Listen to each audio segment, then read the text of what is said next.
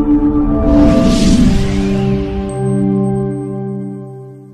then I'll figure out how to talk to these governors. Pole pole, najua ni watu wamechaguliwa. Ni watu wa kuongelesha pole pole. Hatutumii kifua, tunaongelesha hao pole pole. So we see what we can do. So mimi nimeshukuru sana. Najua sitaki kusema mambo mingi. Nataka mkinikubalia nirudi Nairobi, nikae alafu niende kwa village. Najua kila mtu wako mahali alitoka. So kila mtu wako na kwao. Hii Mombasa hii ni kiwanja ya kuja kutafuta riziki. Hii Nairobi tunaishi ni kiwanja ya kutafuta riziki. Lakini mwisho kabisa, si unajua bahari utarudi. So I don't know why anybody would have a problem with where we all come from. Because somebody comes from somewhere. And that is the truth. And everybody should be proud of your origin and your identity. And nobody should ever make you feel embarrassed about your origin and identity.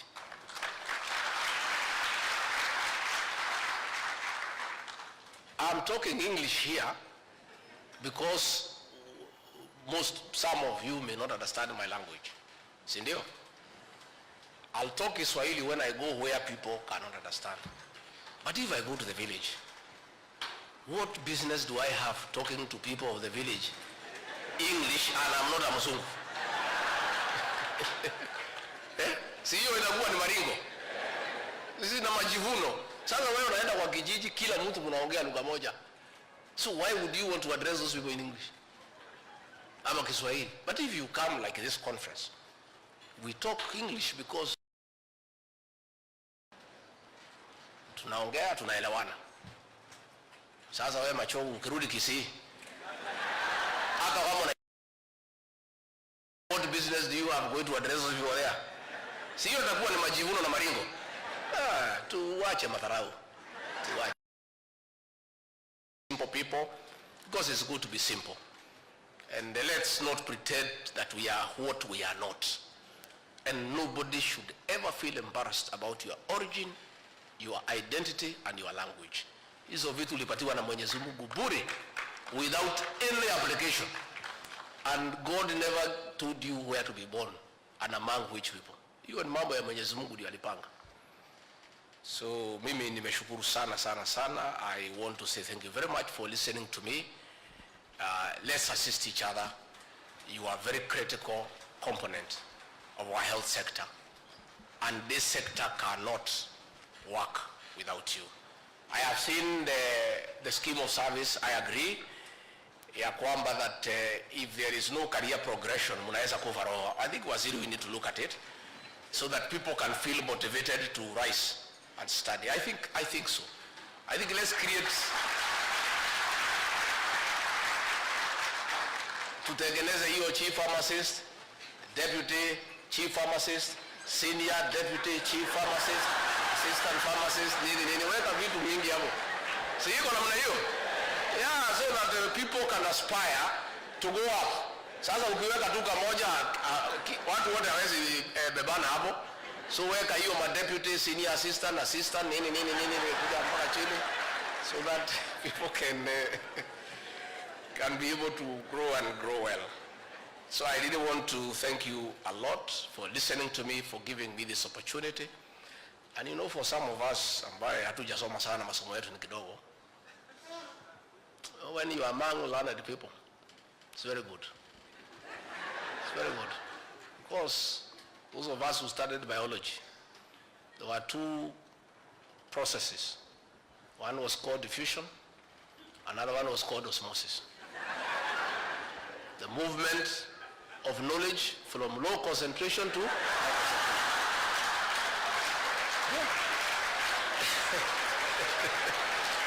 So, for my case, by just sitting here, I have benefited from the movement of high concentration to May God bless you and bless your family. Your Excellency, kindly remain on the dais for a gift session that will be presented by Dr. Louis Somoni, and also we'll ask the CS Health to join in the photo.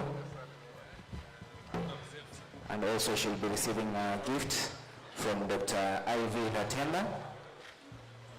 Nikiwa basi Waswahili husema mcheza ngoma vizuri hutuzwa. Makofi tafadhalini.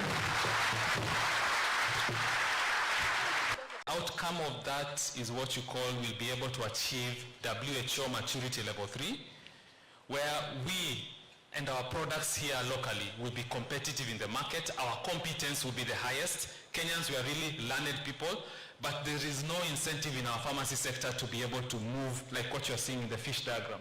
From in training 7,000 and you produce 3,000, yeah? So that's what we are looking towards building. Next slide. At this point, allow me to introduce PSK. It's an umbrella body of pharmacists. We have a threefold mandate: enhancing ethics, and that's why we've been supporting the local administration with crackdown on illegal outlets through our Yumba Kumi, what we call self-regulation, and supporting also PPB. Healthcare advocacy. We have been in the front line in the past, and we will be again, supporting you on SHIF and SHA, so that we can help people on board, yeah?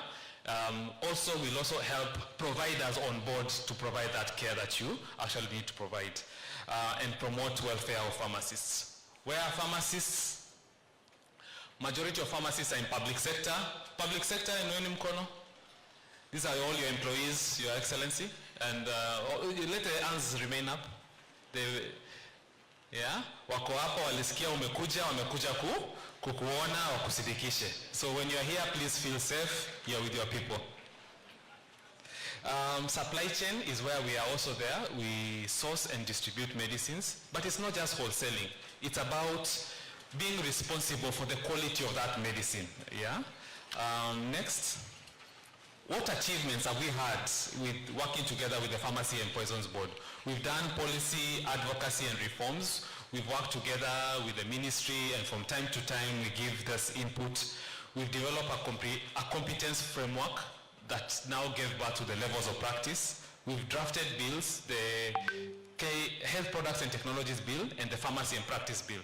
They are domiciled with the Ministry of Health, and we are looking forward to those bills becoming light of day.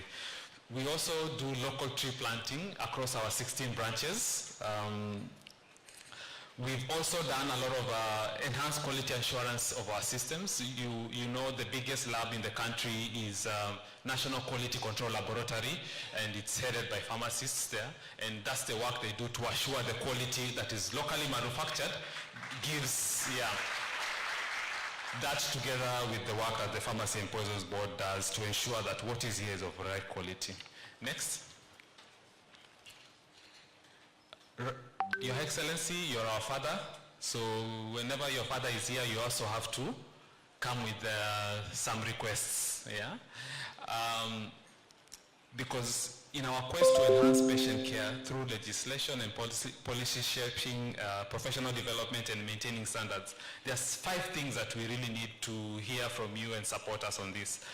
Legislative agenda to boost global competitiveness of our locally manufactured products and the local competence. Yeah, this we need the ministry to and the government to throw its weight around the bills, KDA and practice bill, for this to be government-led bills backed by cabinet.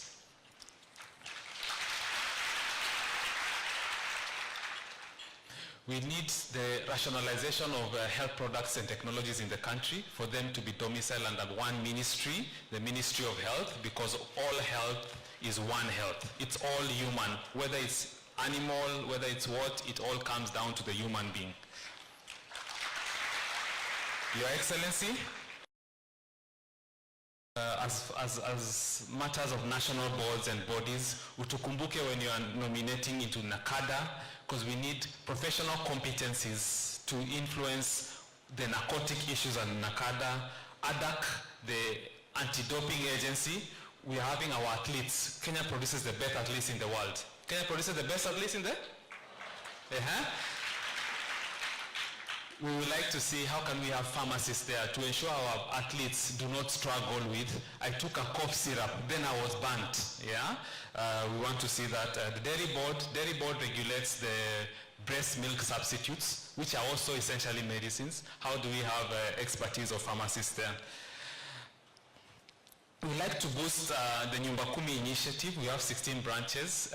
PSK over the 60 years have never been housed in its own place. As our father, we'd like for you to look into it and see how you can donate some of the land across the country to help us put our offices. Your Excellency,